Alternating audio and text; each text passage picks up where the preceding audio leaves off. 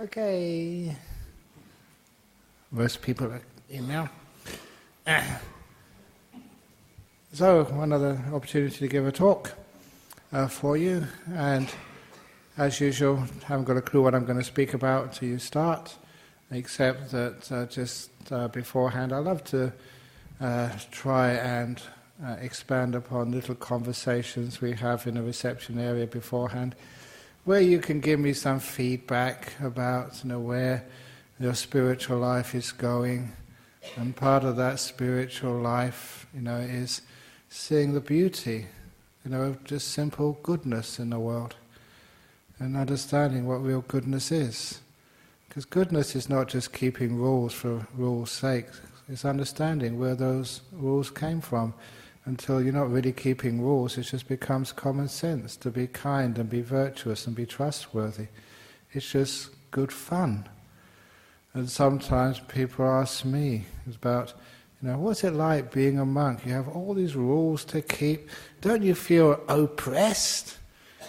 And quite frankly, being a monk for 40 years now, you don't feel oppressed at all. You feel this great sense of freedom.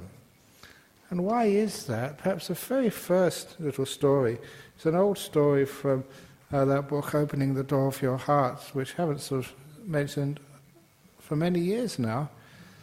It was a story of the two monks who were in somebody's house waiting for lunch. And they were sitting in the room and they had a fish tank. I don't know, you may have a fish tank in your house. And one of the monks said, "That is cruel. What did the fish do to have to be put inside this prison in somebody's house? It's bad to keep fish in a tank in your house just for your own amusement. The fish should be free to swim in the lakes and the rivers, to go where they wanted to. It is bad to imprison fish in a tank in your house." So, be honest, how many of you have got fish tanks in your house? Very good. Because the other monk said, "You don't understand." He said, "It's good to put fish in a tank in your house." Why, he said. Because imagine that you were a fish. If you were swimming in the lakes and the rivers, the people would be fishing for you, trying to kill you and eat you. And I often thought what it must be like being a fish in the rivers. Now you're swimming around, minding your own business, you see this nice juicy little worm.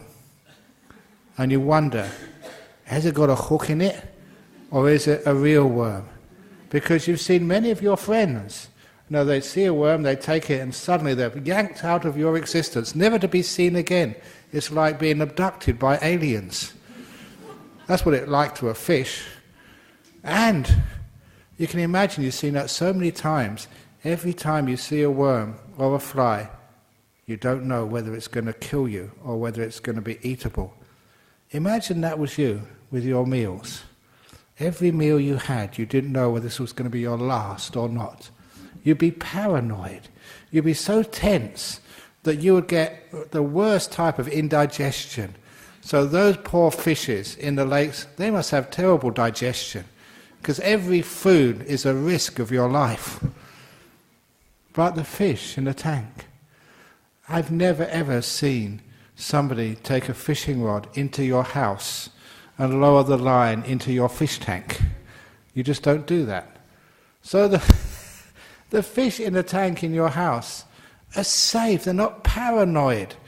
They know that every food they get there is safe and they're going to live. So that's the first benefit of being a fish in the tank.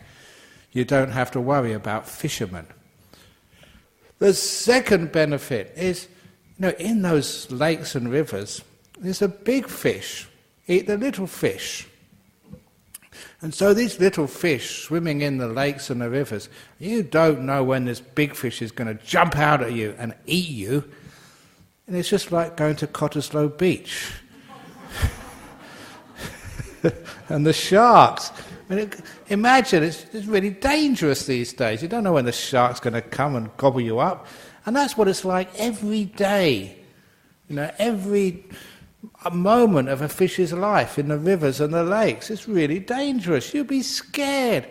And again, those fishes in lakes and rivers, they must be so scared. They must be psychotic. They need therapists because they're so scared of being eaten or killed by the fishermen. So they're not living a very happy life in those lakes and rivers. And number 3, it sometimes happens there are floods. And if it floods, the water overflows and the fish get stranded on dry land. Sometimes there's droughts and there's not enough water for the fish. But in the tanks on people's houses, always just the right amount of water. It's so safe from natural disasters. And also, it's been quite, sometimes it's warm, sometimes it's very cold. Next week I'm going to Japan, and I've just been told minus 10 degrees centigrade. Oh, that's really cold. Coming from Australia, going to Japan this time of the year, that's freezing. It's snowing everywhere. So I've got to sort of accustom myself. I'm going to be meditating in front of the refrigerator in my monastery for the next week to try and get used to the cold temperatures. But anyway, don't be afraid of cold, because the colder it is, the longer you live. It's true. People in cold climates usually live much longer. The same principle as when you put the milk in the fridge, it lasts longer. It doesn't go off. You know the secret to long life? You know, if you want to know the secret of living to a long age, drink lots and lots and lots of long life milk.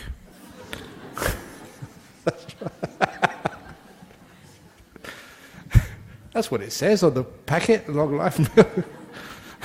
Anyway, but in the lakes, and it's cold, sometimes it's hot, but in the fish tanks in people's house, it's like air conditioning, a constant temperature, just what the fish like. Next, if a fish gets sick or injured in the lakes and rivers, it just got to fend for itself. But if your fish get injured in your tank, you got free health cover. You get a fish expert to come into your house, check your fish, and make sure they're healthy again. How many fish in the wild get sort of, even you don't get sort of doctors calling around these days. You've got to sort of drag yourself half dead to the hospital to get fixed up. But fish, they just swim there, and the doctor comes to see them. And of course, they never do without food, like in the real life. Sometimes they're hungry. They get, what's it called? It's like takeaway food delivered to their door 3 times a day sometimes, the fish. So the fish, said this monk, are free from so many dangers. Dangers of fishermen, dangers of bigger fish, dangers of natural disasters like floods or drought, dangers of too cold or too hot, dangers of lack of food, dangers of ill health. They're free of all those dangers. So if you were a fish, where would you like to live? When you put it that way, I want to live in a tank and get looked after. And just you can spend all your day watching all these stupid humans. That's your TV. They will entertain you. So there is something to be said of sacrificing some freedoms for greater safeties. It's true the fish can't swim where they want to, but they're free of so many possible dangers and pains and sufferings. And that's how we always look at sometimes keeping like little precepts, keeping vows of ethics. It's true that if you keep any sort of moral principles, you can't go swimming where you would like to, in the bars and pubs and brothels of Northbridge. But I guarantee you'll be free from many, many dangers if you do that. Now, there's usually, I try and tell one joke every talk, and I tried this joke out on a few people earlier, so here it comes. Sometimes I push the envelope sometimes, and this came from, he's not here, Rodney. Is Rodney here today? No, okay. He's a source of many jokes. And anyway, this was a bikie. You know these bikies, Hells Angels, Comancheros, whatever, gang they belonged to. And they were in the United States, the whole gang of them, cruising down the highway, looking tough. In their glasses, their big tattoos and their leathers with their patches on the back, really tough guys. And they were about to cross a bridge. And they saw there was a big group of people on the bridge, including TV cameras and state troopers. So the head of the bikies decided to stop and find out what's going on. And he found out there was a person on the bridge about to jump off, commit suicide. And the head of the bikies thought, this is a very good opportunity to give the bikies a new image of kindness, helpfulness, and be a hero for the day. The TV cameras were there. So the leader of the bikies gets off his bike, pushes his way through the crowd, right to the edge, and he sees this girl about to jump off. And he knows that everyone has been sort of trying to talk her out of it. So he tries something different. He leans over to her. And he's a really tough, good-looking macho guy. And she leans over to him. He leans over a bit closer. She comes closer. And they kiss. And the TV cameras are rolling, and people are clapping. Yeah, good one, bikey. And they kiss for about 5 minutes. Really passionate, and people are cheering. They really underestimated these bikies. These were people who try and help out others in depression and suicidal. What a great person this is. And when they finished the kiss and they smiled at each other, the leader of the bikies said, wow, that was some kiss. Please tell me, why is someone as beautiful and can kiss like that? Why are you trying to commit suicide? And the answer comes, because my parents do not like me wearing girls' clothes.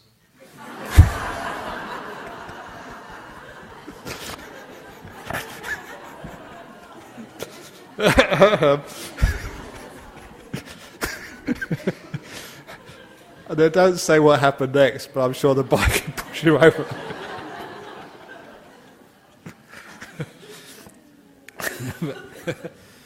But anyway, I don't know where that fits in, but it's a funny joke.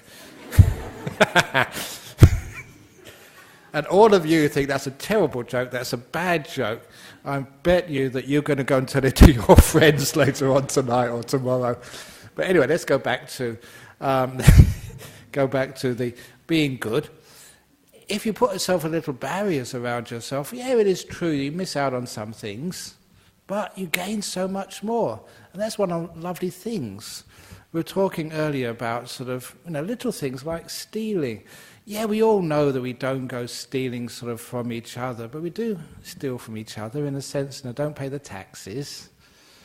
So when it comes to the time of putting in our tax return, and I read about this because I was reading about the G20 summit over in Brisbane, and there's all these incredibly big, wealthy companies that are not paying tax in the places they do business. That's stealing. Yeah, it's not against the law, but it is unethical. I think we all know, and it's because companies and other people don't pay tax, it means you guys have to pay more tax, which is not really fair. It is stealing from you. And so that is something which is really unethical. But why do people do that?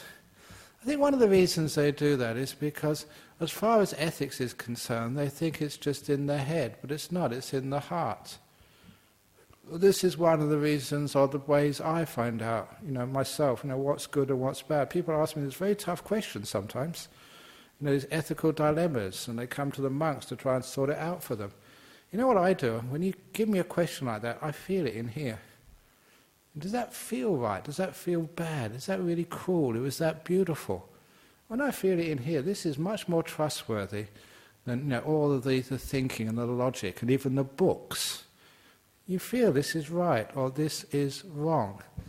And where I got this from, it was quite natural, but this was really reinforced in. I never saw this, but people told me about it because I don't watch the TV. But there was a documentary done some years ago, And because I'm in my 60s now, one of the biggest events or biggest things which happened in my youth was the Vietnam War. You know, I saw many friends. You know, the friends I met in Thailand, they were in the Vietnam War. There were soldiers there, and you know, they got so fed up with the war, they went over to Thailand, became monks. And these are the people I grew up with, so it's very close to me. And I do remember that one of the terrible war crimes during that war was called the My Lai Massacre. And that was when a group of US troops were ordered to go into a village in Vietnam and kill every man, woman and child. And that was the order. It was wartime. And this documentary, this very innovative, not innovative, but very sort of resourceful producer, decided to try and track down as many of those soldiers he could find 25 years later to find out how they were, whether there was any karmic effect of having followed that order and got into that village and killed women and children as well as men. And they found many of those soldiers, and nearly all of them were alcoholics, addicted to drugs, had no meaningful relationships with other people. They were socially and psychologically really messed up big time because of what they did. But apparently in all these documentaries there's always one or two who are different, who stood out.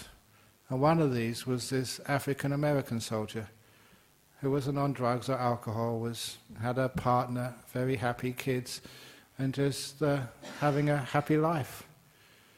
And they wanted to find out why. And the reason was that he was, I think, one of only 2 soldiers who refused to go in. And they asked him, said, what happened after you refused? He said, I was put in military jail for about 3 or 4 years, which is really tough, those military jails. He said, but did you know that was what was going to happen? He said, I knew the consequences of refusing an order. Well, how could you do that? And he said he was a very simple guy in some ghetto somewhere in the United States. He joined the army because it was the only way he knew to get out of poverty, to get a life. He had not much education, but he said when he was given that order to go in and shoot every man, woman or child, he knew it was wrong. He said he felt it in here. And he said he just couldn't do it. Even though he knew the consequences, we'd be putting in this incredibly tough jail for 3 or 4 years for refusing an order. He just could not do it. And because he believed in here rather than his head, trying to justify things, he refused. He did spend 3 or 4 years in jail, but afterwards he was this incredibly amazing, wonderful person. He had his self-respect. He had done what he knew was good. And this is something which I ask every one of you and everybody I meet. Whenever you have a decision like that, even if it's going to hurt you, please trust what you feel in your heart. And in your heart you don't need to be a professor of ethics or philosophy at a great university. You don't need to be educated. In fact, education usually means you find all these smart reasons why you shouldn't follow your heart. But when you feel the heart, you know this will tell you more than anything else whether something is right or whether something is wrong. When I was a young schoolboy, my parents were very poor, so I didn't have much money. And I had to go on a bus every morning to school and a bus coming back again. And I thought that if the bus conductor never asked for your fare, I didn't need to pay it. And that was an extra source of income for me.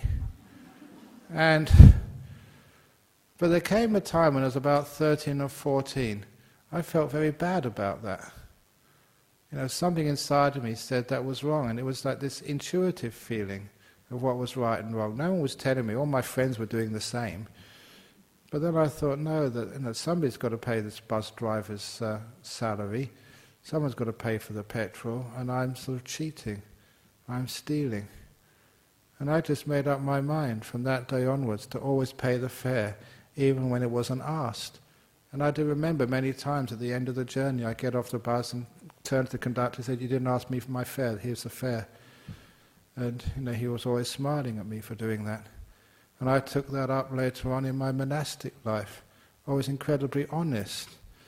And you notice that when you do follow that heart, you do the right thing, you always find benefits, you never lose out. Because I do recall going, for those of you who know the hardware store Colley and Sons, we had an account in the hardware store Colley and Sons on the Brookton Highway in Kelmscott. And we were doing a lot of building in those early days. I built most of the monastery down at Serpentine. And we got some wood from the hardware store, and there was so much wood, and there's customers behind us, so we were in a rush. And when I got the wood back to the monastery, I realized we got about $50 of wood we hadn't paid for.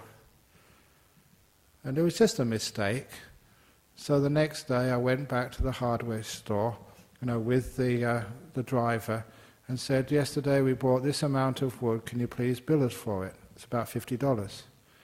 And I do remember the cashier just looking at me as if I was from Mars.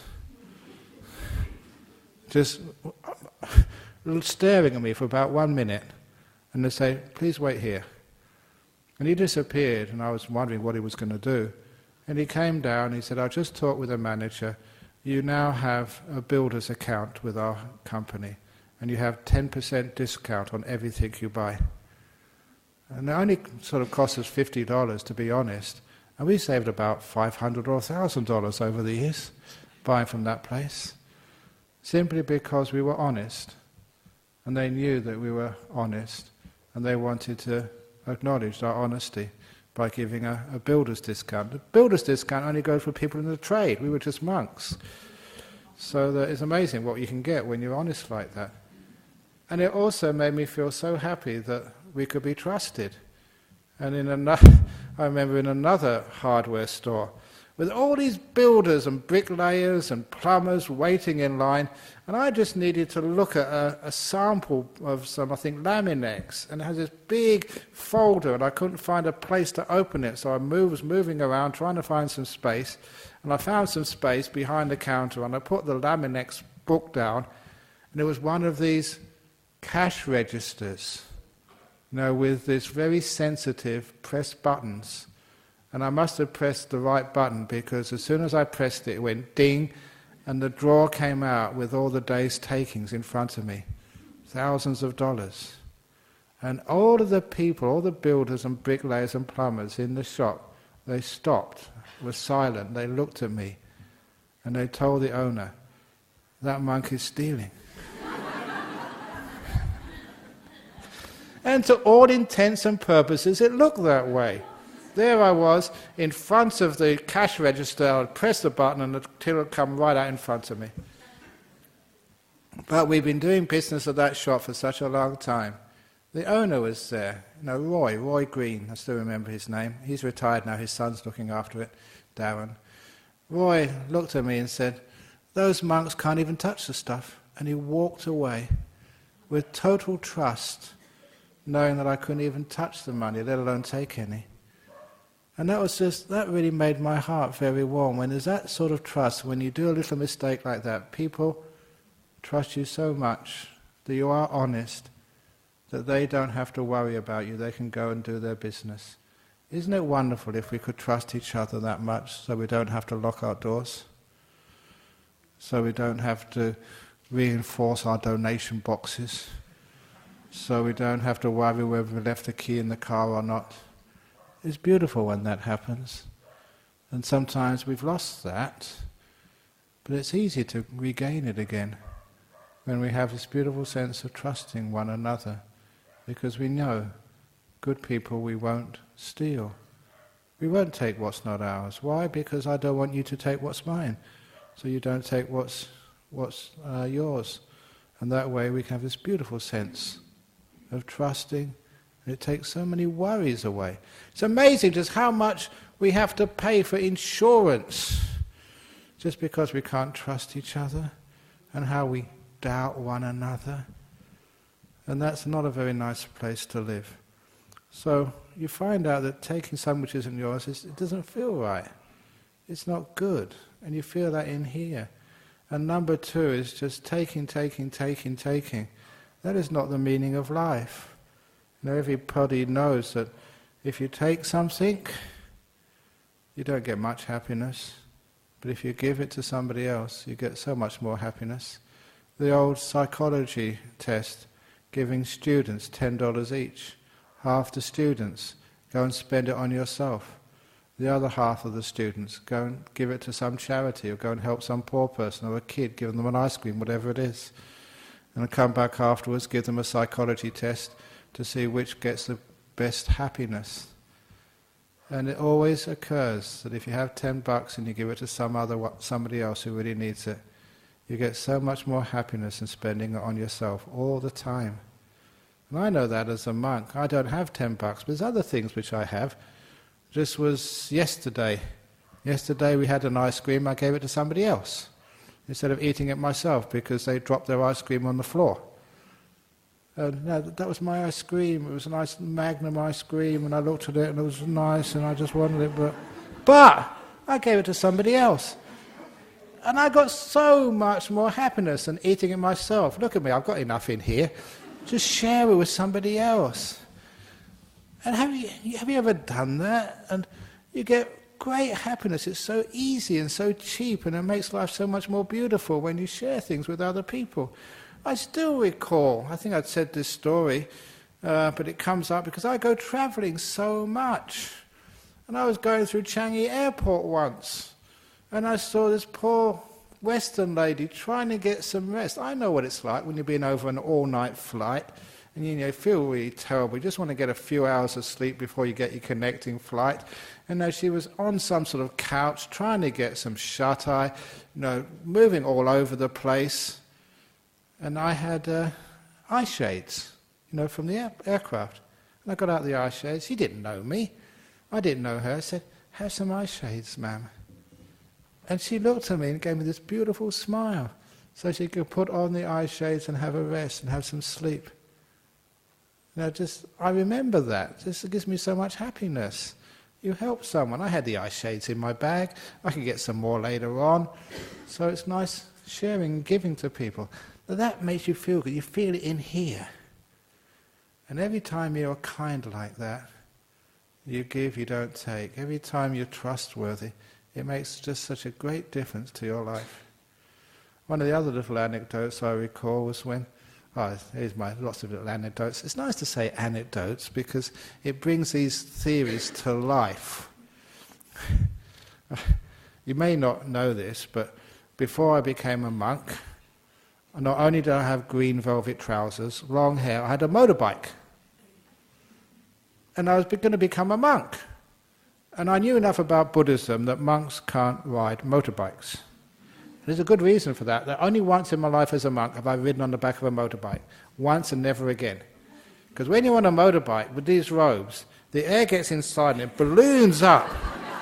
And you have to hang on because everything is trying to blow you off. It doesn't work with these robes. So never again. But I had a motorbike when I was a layperson, a nice bike. And I thought, what am I going to do with this? I can't take it to Thailand. You can't ride a motorbike as a monk. And I don't need the money because monks don't have money, so I want to give it away. You know how hard it is to give away an expensive item? Because people wonder, what the heck are you up to? What do you want?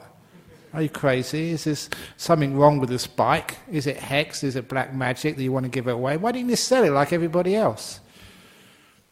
But anyway, I found a friend of my mother's who was interested, and he saw the motorbike, and he said to me, he said, "How much do you want for it?" And I said, "We'll go upstairs and we'll discuss it in front of my mother.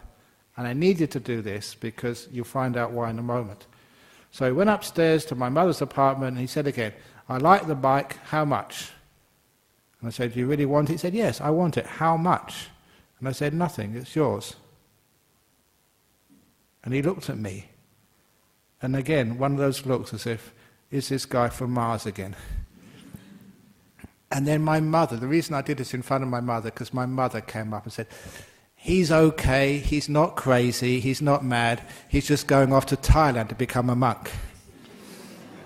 She had to explain it to him before he'd take it. And I remember my mother writing to me after I got to Thailand and said, that fellow never forgot me, because it was the first time in his life that anyone had ever given him something expensive. And that just blew his mind. There was an act of kindness there. That the world was not just all about money and buying things. It was about something much more of kindness and giving and sharing. It was easy for me because I didn't need it. And there was wonderful joy being able to give to somebody something that they needed. And no money, it's yours, take it. Things like that give me so much happiness. And that's much better if I'd sold the bike and given it to some charity. No, do it charity direct and change a person's life. That's kindness, that's goodness. Now, this is just a few little things here, but you can understand what I mean. And that type of goodness, sometimes we call it giving. And we call it forgiving as well. I've been mentioning this in the talk I gave at the retreat recently, that giving is not just making donations in the box. It's not writing out a check for some charity.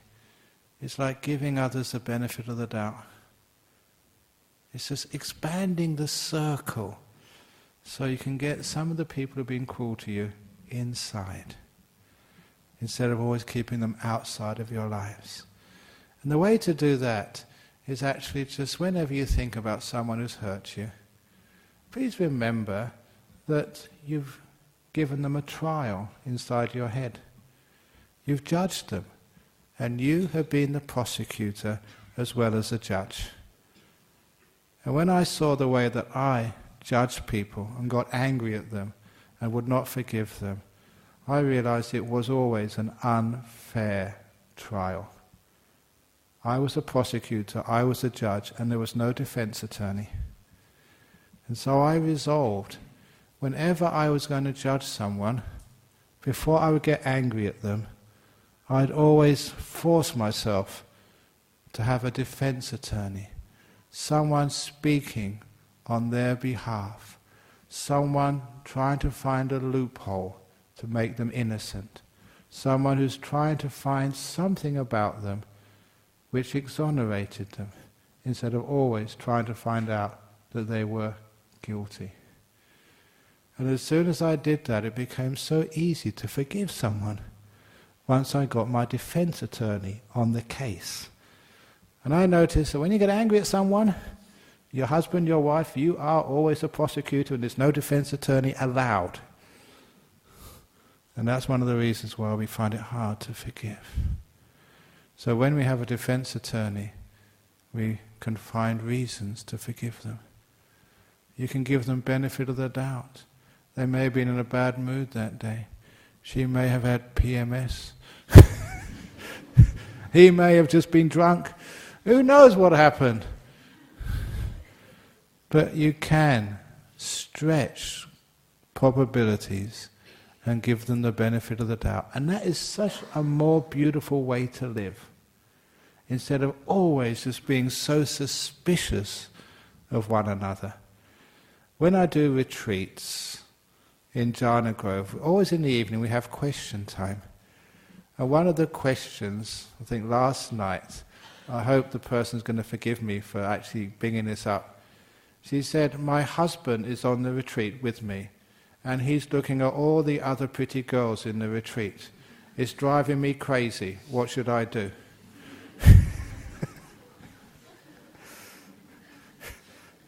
And it's simple jealousy. Now, this is what guys do. They look at pretty girls. Girls look at dresses in the shops, but you don't buy them. You can't afford them. You just look at them and just window shop, and that's okay, isn't it? Just looking, as long as you don't get your credit card out. And anyway, just you're being so suspicious of that guy. You have this prosecutor and judge. Give him a break. Just get a find some reason why he's doing that. He's looking at all these other beautiful girls to remind himself that no matter how beautiful they are, he's married the most beautiful of them all. Stretch the truth. It doesn't matter. You're a defense attorney. That's what defense attorneys are supposed to do. And when you stretch the truth like that, it's not really stretching it that far. It could be the case. But what it does, it means that you don't get into this terrible suspicion and negativity because you have another way of looking at people. And that feels so much nicer in the heart. You feel that is good stuff. Getting angry, what does that feel like? Being suspicious of people you live with, what does that feel like? This is where you find out what ethics are, what morality is. In here. Don't argue about it, feel it. And you will find it feels so nice to give people the benefit of the doubt. It feels so good to trust people. And even if they misuse the trust, if you're wrong, they were having affairs with every other pretty girl in the retreat. It's much better to trust, because that is very, very, very unlikely. Trust is much better, it feels much more beautiful. And what I have found in my life, myself and also with other people, is if you do trust somebody and you give them the benefit of the doubt, they usually live up to your trust. If you're suspicious, they usually live down to what you're suspicious of. Same with yourself. If you trust yourself, you usually rise to the occasion. But if you're suspicious and doubt yourself, you tend to fail. Whether that's in some test, whether that's some interview for a job, or some assignment, if you doubt yourself, you fail. If you trust, have confidence, you can do it, usually succeed. And that's exactly the same with other people. If you trust them, have confidence, they usually live up to it. If you're always suspicious and doubt and get angry, you make people worse. It's the old saying, watering flowers or watering weeds. Water flowers, flowers grow. Water weeds, the weeds grow. So you feel that inside. So what is really good and what is really bad? And the other question somebody asked me just before I came in was, again, on the ethics of euthanasia, which is another topic which comes up again and again and again. So how are you going to find that? An answer to that? Feel it in here. Is that right? Is that wrong? Now with euthanasia, the terrible, terrible, terrible joke, first of all, which will make you think that I'd need euthanasia. Euthanasia is not the problem. It's youth all over the world. Youth in Asia. So that proves that I deserve to be euthanized. So people are shaking their heads in despair. But I'm sure no matter how bad a joke that is, you will tell it to your friends later on. They always do that. So anyway, but it's one of those problems which people have. As Buddhists, we're not supposed to kill. But then sometimes you see people suffering so much. Should they be allowed to suffer that much? And you start off with a very simple thing about euthanizing your pets. Is that a good thing for Buddhists to do? Kill your cat because it's really sick? Just put your dog down because he's got cancer? And that is a moral dilemma, isn't it? What should you do? And it's a very simple solution which I love telling people. And from there we go on to human beings. He said, if you have that problem, your dog has got cancer, your cat is the end of its life, and take it to the vet, and the vet said, there's nothing more we can do. I have to put it down. And you think, crikey, what should I do? This is a being I love. I can't kill it, but then I can't allow it to suffer so much. What should I do? And the point is, in Buddhism, I say this in life, you have not got the right to kill anything. So instead, take your little cat aside and ask it, do you want to die? And don't think that's a stupid thing, because that works. I don't know if Judy's here today. She often comes here.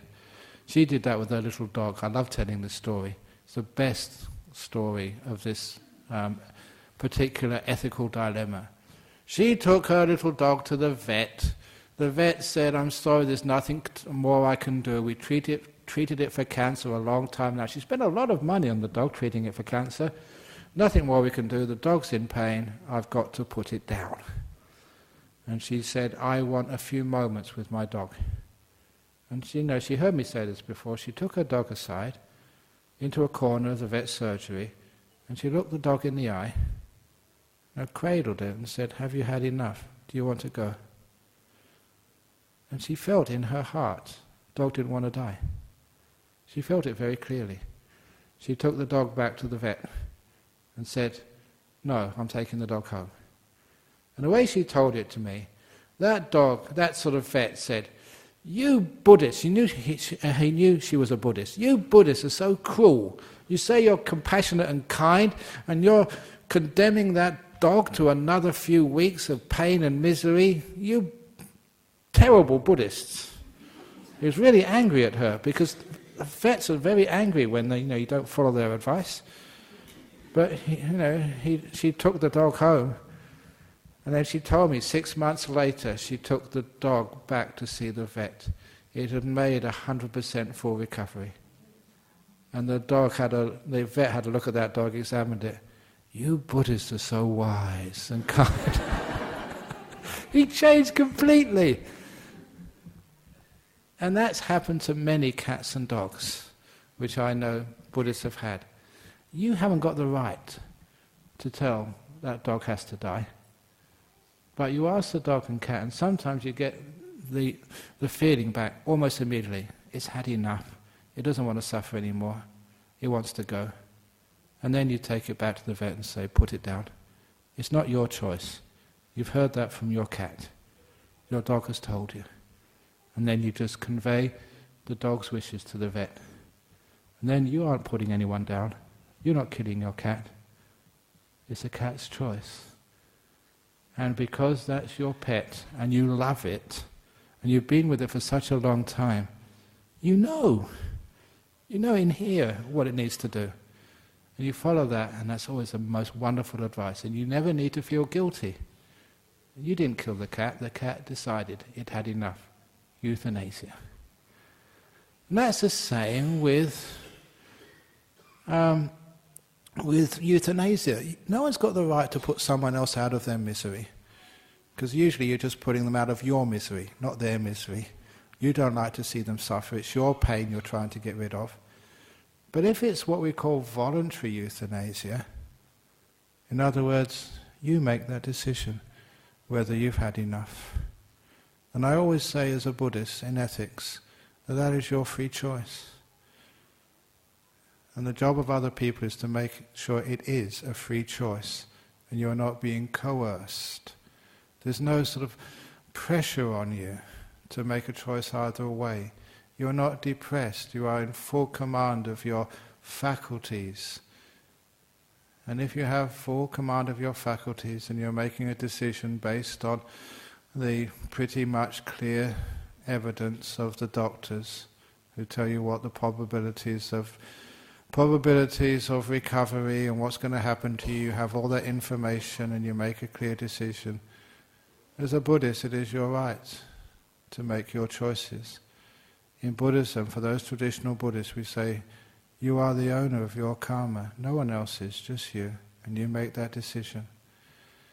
And I talk about this because for those of you who don't remember, the first person in Australia, actually the first person in the world, to have legally assisted voluntary euthanasia was a Buddhist from Darwin, Mr. Dent. He was a Buddhist, the first person to have legal voluntary assisted euthanasia. And I never met him, but one of the monks in our monastery did meet him. And he told the reason why he wanted to go for voluntary euthanasia. This is fascinating because you can understand this is direct from the source of someone who actually did it. And he said that he was in some degenerative disease with no quality of life, bedridden, had to have his bottom wiped when he went to the toilet, he was incontinent and could never get up, and he could be in that state for years with literally no quality of life. And he said he didn't mind enduring that to the end. It didn't matter how long it took. But what he didn't like was the fact that his wife was giving him 24 hours care. She did get respite every now and again, but she thought, no, it's my duty to look after my husband, the guy who I love. It's my job. So she was sacrificing all her life to look after her husband. And he said he wanted to have voluntary euthanasia, not for his own benefit, but to free his wife, so she could have a life. She looked after him long enough, and it could go on for years.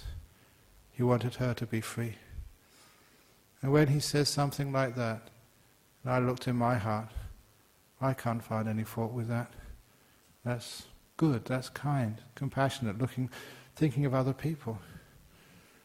So that's how I judge. You feel it in here. Unfortunately, that when we get something like voluntary euthanasia, people just start to think of what their religion says, or what fear says, and they don't really feel it. And when they don't feel it, they don't get the right information. They make wrong decisions. So please, put aside what you've read. Put aside what you've been told.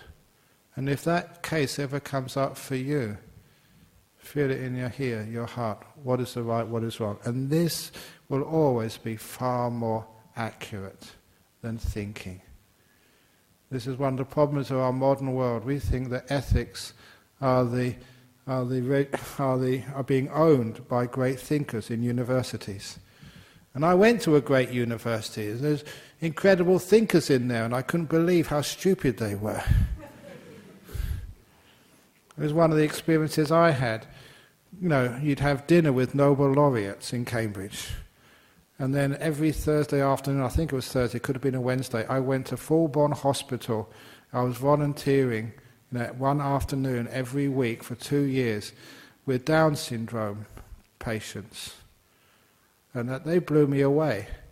Because these were people institutionalized with Down syndrome. These days they're out in the community. Institutionalized. But those men and women, they were so emotionally intelligent. They knew their feelings. The Nobel laureates had no idea about their emotions. They were incredibly brilliant doing mathematics or understanding chemistry, but understanding themselves, they were just obtuse. And that's why I say I would go to these every Thursday afternoon, and some of these guys would run towards me, and they'd look at me, and they'd give me this big hug. What's wrong, they would say. I'd just broken up with the girlfriend. They would know straight away. Incredible. Their emotional intelligence, sensitivity was amazing. And if I am emotionally sensitive to any of you when you come and ask questions, it wasn't my training in Thailand as a monk. I got that from these Down syndrome people I hung out with.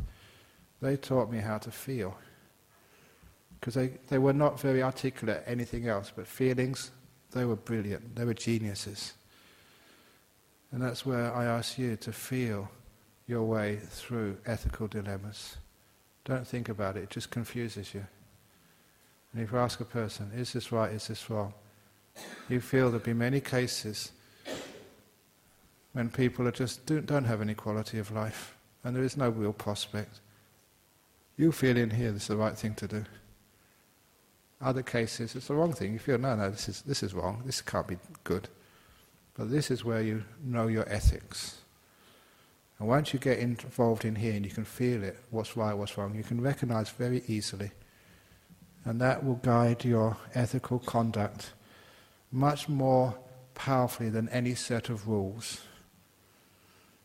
And that's where the mindfulness of the feelings in here, understanding that this is the seat of all which is good, and also you can feel what's bad. Let this be your guide, and then you will never have any problems making decisions about what to do in what for some people are very ethically challenging. For you it's obvious. You feel it, and it's right. So there we go. Thank you for listening. Sadhu, sadhu, sadhu. Very good. Okay, so now some questions from you guys.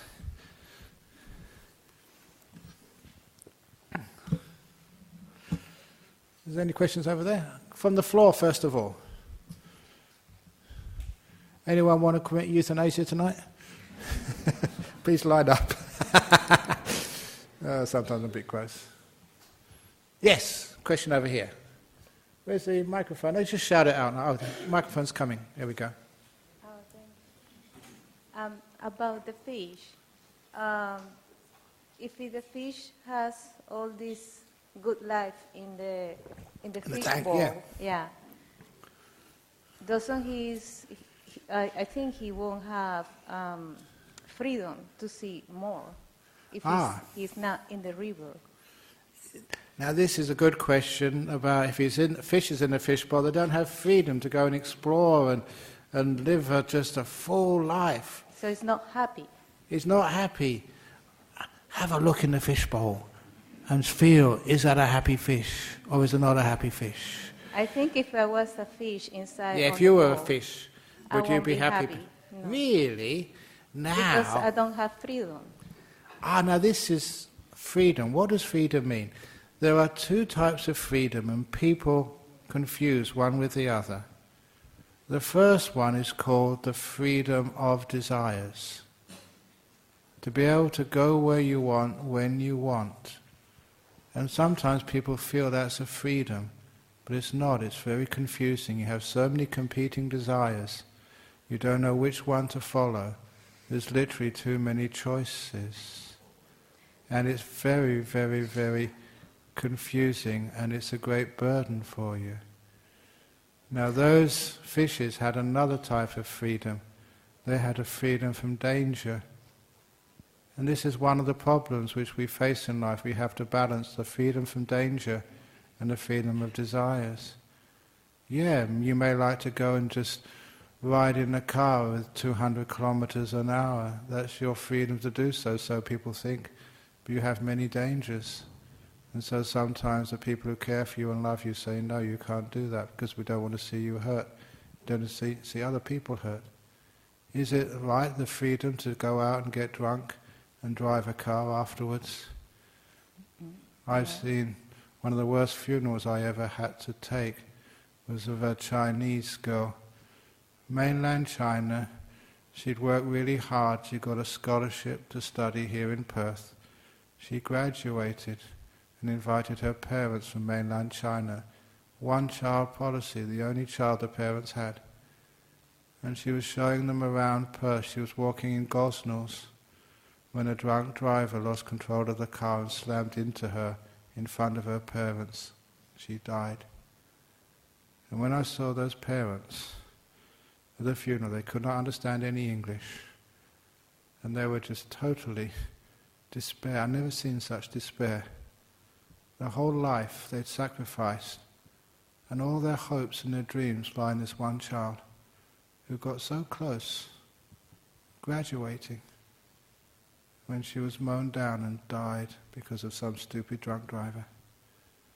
When you see things like that, you realize the freedom to do what you want is sometimes has to be limited. We have to put people in tanks, because when they swim around wherever they want, they create so much harm to themselves and others. It's how wide is that tank? That is the sort of interesting thing we can debate. But everyone has to live in the tank. There has to be some boundaries. And never think that those boundaries need to be broken. Yes, you can't swim where you want to. You don't have the freedoms.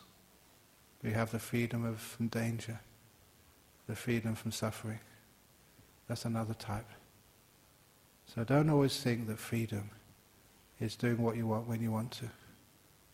It's also the freedom from danger, the freedom from harm, the freedom from suffering. It's a trade-off. And that's what that simile of the fish tank makes very, very beautifully clear.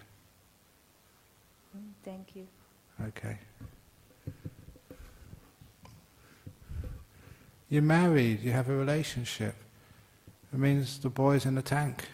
He can't go swimming the usual places. Same with you. It's worth it. Any other questions? Anything on the internet? No questions. Any other questions from the floor? Going, gone.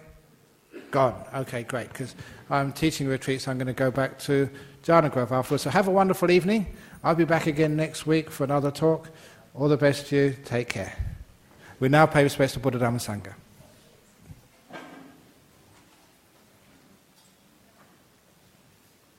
Arahang Samma Sambuddho Bhagava Buddhang Bhagavantang Abhivademi Suakato Bhagavata Dhammo Dhammang Namasami Supatipano Bhagavato Sawaka Sangho Sanghang Namami.